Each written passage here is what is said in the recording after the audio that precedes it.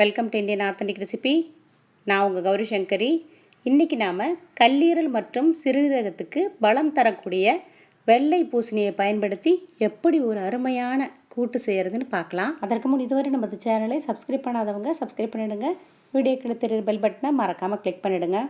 1/4 kilo அளவுள்ள பூசணிக்காய் போட்டு கூட்டு செய்கிறதுக்கு 100 கிராம் அளவுள்ள கடலைப்பருப்பை 15 நிமிஷத்துக்கு முன்பாக நல்லா கழுவிட்டு தண்ணி ஊற்றி ஊற வச்சுக்கணும். ஊறின கடலைப்பருப்பை குக்கரில் போட்டு அது முழுகிற அளவுக்கு தண்ணீர் ஊற்றி 2 பல் பூண்டும் 1/4 ஸ்பூன் மஞ்சத்தூள் சேர்த்து குக்கரை மூடி 3 விசில் வரும் வரைக்கும் நல்லா வேக வச்சு எடுத்துக்கணும். இப்போது பூசணிக்காயோடைய விதை இருக்கிற நடுப்பகுதியையும் மேற்புற தோலையும் நீக்கிட்டு சின்ன சின்ன பீசஸாக ஒரே அளவில் கட் பண்ணி எடுத்து வச்சுக்கலாம். அடுத்ததாக தேங்காய் மசாலாவை அரைச்சி ரெடி பண்ணி வச்சுக்கணும். 1/4 ஸ்பூன் ஜீரகம், 1 பச்சை மிளகாய், 3 ஸ்பூன் தேங்காய் துருவல் சேர்த்து மிக்சியில் போட்டு கொஞ்சமாக தண்ணி விட்டு நல்லா அரைச்சி எடுத்துக்கணும். தாளிப்பதற்கு 1 ஸ்பூன் கடுகு உளுந்து, 2 காய்ஞ்ச மிளகாய் எடுத்து வச்சுக்கணும். 100 கிராம் அளவுள்ள ஒரு வெங்காயத்தை கட் பண்ணிக்கோங்க. கருவேப்பிலை எடுத்து வச்சுக்கோங்க. 1/4 டீஸ்பூன் உப்பு. கடலைப்பருப்பை அது வேக வச்ச தண்ணியோடு எடுத்து வச்சுக்கணும். ஸ்டவ்வில் ஒரு பேனை வச்சு அதில் 2 ஸ்பூன் அளவு ஆயில் சேர்த்து அதில் கடுகு உளுந்து காய்ந்த மிளகாய் சேர்த்து அது நல்லா பொரிய விடணும்.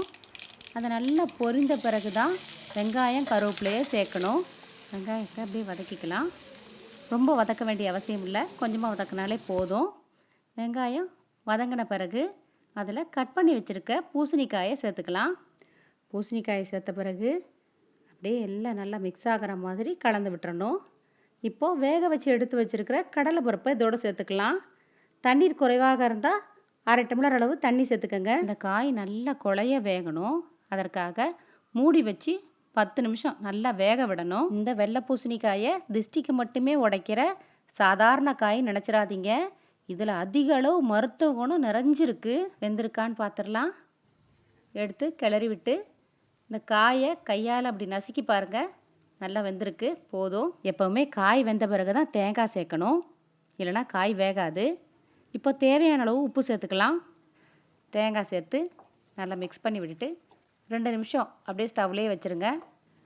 அல்சர், நுரையீரல் பிரச்சனை, சிறுநீரக சம்பந்தமான பிரச்சனை, கல்லீரலில் பாதிப்பு இப்படி இருக்கவங்க கண்டிப்பாக வாரத்தில் 3 முறை இந்த வெள்ளை பூசணிக்காயை சாப்பிட்டு வந்தாலே போதும், எல்லாத்தையும் சரிப்படுத்திடலாம். இந்த கூட்டை பாசிப்பருப்பு சேர்த்து இதே மெத்தடில் நீங்கள் செய்யலாம். கருவேப்பிலை கொத்தமல்லியை தூவி ஸ்டவ் ஆஃப் பண்ணிவிடுங்க.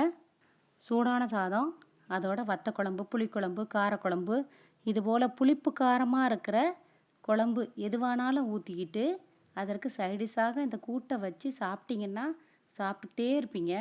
அவ்வளோ டேஸ்ட்டாக இருக்கும். சாதத்தோடு இந்த கூட்டை போட்டு அதில் நெய் சேர்த்து பிசைந்து குழந்தைங்களுக்கு சாப்பிட கொடுக்கலாம். பூரி சப்பாத்திக்கு சைடிஷாக வச்சு சாப்பிட்லாம், ரொம்ப நல்லாயிருக்கும். இனி வாரம் 2 முறை எல்லாரும் இந்த காயை சாப்பிடணும் அப்படின்றதுக்காக தான் நான் இந்த வீடியோவை போட்டிருக்கேன். நன்றி.